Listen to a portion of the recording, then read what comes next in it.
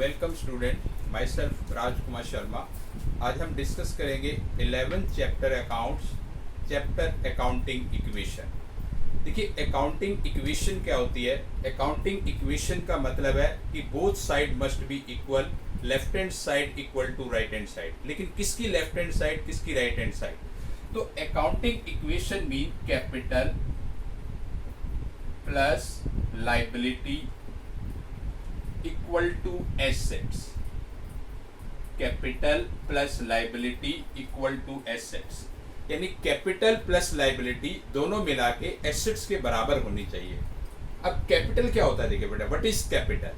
Capital means cash invested by the owner into the business. Business के मालिक ने business में स्टार्टिंग में जो पैसा लगाया है, दैट इज कैपिटल। लाइबिलिटी जो उसने बाहर से कहीं से उधार लिया है। एसेट्स जो कुछ उसके पास है। अब देखिए for example, mister x started business with ₹5 lakh. 5 lakh is capital, लेकिन उसको 5 लाख अपने बिजनेस के लिए शॉर्ट पड़ रहे हैं, कम पड़ रहे हैं, तो उसने 2 लाख रुपीज अपने फ्रेंड से उधार ले लिया। तो टोटल उसके पास 7 लाख रुपीज अवेलेबल है। अब 7 लाख की उसके पास एसेट्स होनी चाहिए। अब एसेट्स में देखिए क्या क्या हो सकता है। जैसे कैश है, उसके पास 1 लाख रुपीज कैश है। कुछ उसने गुड्स परचेज की हैं, 4 लाख की उसके पास गुड्स हैं, और एक उसने मशीनरी परचेज की है, तो 2 लाख की उसके पास मशीनरी है। तो यानी जब कभी भी कोई आपसे पूछे, आपके पेरेंट्स पूछें या कोई भी आपसे पूछे कि जो 7 लाख रुपीज आपने बिजनेस में लगाया है, उसकी बाइफर्केशन हमें बताएं, वो कहाँ कहाँ पैसा आपने लगाया है, तो आप कभी भी आराम से बता सकते हो। देखो 1 लाख का कैश इन हैंड हमारे पास है, 4 लाख की गुड्स के बिल ये रहे हमारे पास, 2 लाख की मशीनरी का बिल ये रहा, तो टोटल 7 लाख हमने इंट्रोड्यूस किया और 7 लाख क्लियरली नजर आ रहा है। तो दैट इज अकाउंटिंग इक्वेशन। अब इसको कैसे प्रेजेंट करेंगे इन ए फॉर्मेट? फॉर्मेट में प्रेजेंट करने के लिए इसका क्या फॉर्मेट रहेगा वो आप ध्यान से देखना। What is the format of accounting equation?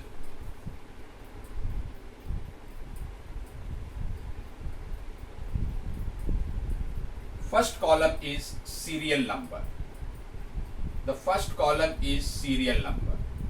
Second column is particular.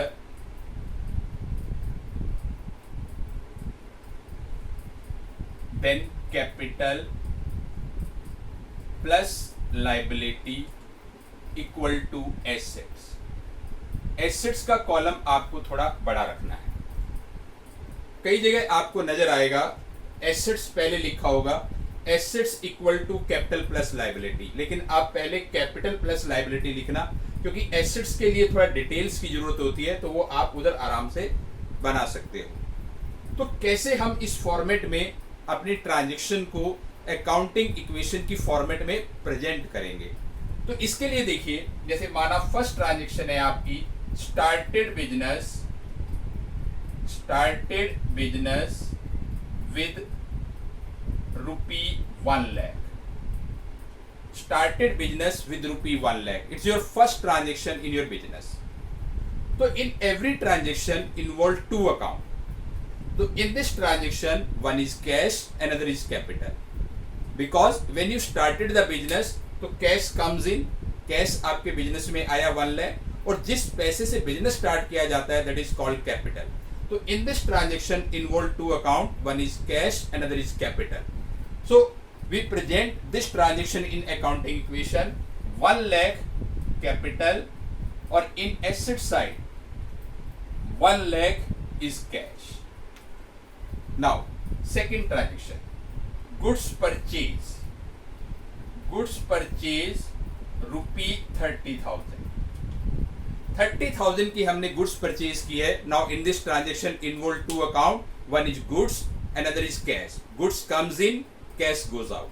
तो गुड्स हमारे पास आई है, गुड्स आपकी एसेट होती है, और गुड्स की जगह आप स्टॉक भी लिख सकते हैं। तो गुड्स में आप 30,000 प्लस करेंगे, क्योंकि गुड्स बिजनेस में आई है, और कैश बिजनेस से गया है, तो कैश सब्ट्रैक्ट करेंगे 30,000।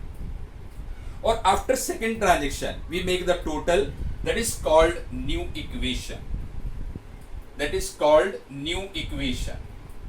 और when you find new equation, both side must be equal. देखिए 1 lakh is your as it is plus liability is your 0 equal to cash is your 70,000 and goods is your 30,000. So both side are equal. 1 lakh equal to 1 lakh. Now the third transaction, goods sold. Goods sold rupee 10,000. Now you sold the goods. In this transaction involve again two account. One is goods, another is cash. Goods going on, cash comes in. Cash आपके business में आएगा, goods जाएंगी. तो goods में से minus होगा 10,000 and cash में plus होगा 10,000. तो now the new equation is new equation 1 lakh as it is in your total plus 0 liability equal to, now cash become 80,000 and goods 20,000. So both side again equal. When you find new equation, both side must be equal. Now number 4 transaction, rent paid. Rent paid rupee 5,000. अब देखिए 5,000 का आपने rent पे किया. Rent क्या है? आपका revenue expenditure. कोई भी रिवेन्यू एक्सपेंडिचर आप पे करेंगे तो कैपिटल माइनस होगी, कैश माइनस होगा. कोई भी रिवेन्यू एक्सपेंडिचर व्हेन यू पे, cash minus, capital minus and cash minus.